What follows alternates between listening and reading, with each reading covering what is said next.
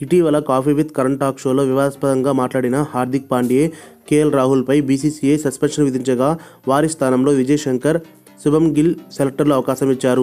ఈ ఇద్దరు త్వరలోనే టీమిండియాతో చేరనున్నారని ఈ రోజు వెల్లడించారు బీసీసీఐ.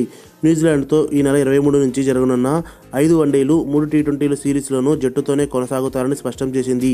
దీంతో న్యూజిలాండ్ పర్యటనలో శుభమ్ గిల్ భారత జట్టులోకి అరంగేట్రం చేసే అవకాశం దక్కబోతోందని వార్తలు వస్తున్నాయి. భారత జట్టు నుంచి పిలుపు రావడం, న్యూజిలాండ్ పర్యటనలో అరంగేట్రం ఛాన్స్ దక్కబోతుండటంపై శుభమ్ గిల్ స్పందించాడు.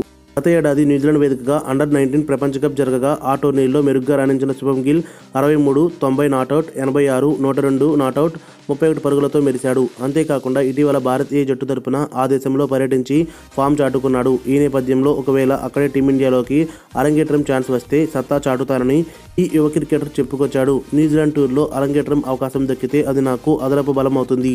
గత ఏడాది అక్కడ అండర్-19 ప్రపంచ కప్లో ఆడిన అనుభవం ఉంది కాబట్టి బ్యాటింగ్ పరంగా నాకు పెద్దగా ఇబ్బందులు ఎదురుకాకపోవచ్చు. అయితే తొలిసారి టీమిండియాకి ఆడే సమయంలో ఒత్తిడిని దరిచేరనీయకుండా జాగ్రత్త తీసుకుంటా అని శుభమ్ గిల్ వెల్లడించారు. మరిన్ని అప్డేట్స్ కోసం మన ఛానల్ని సబ్స్క్రైబ్ చేయండి.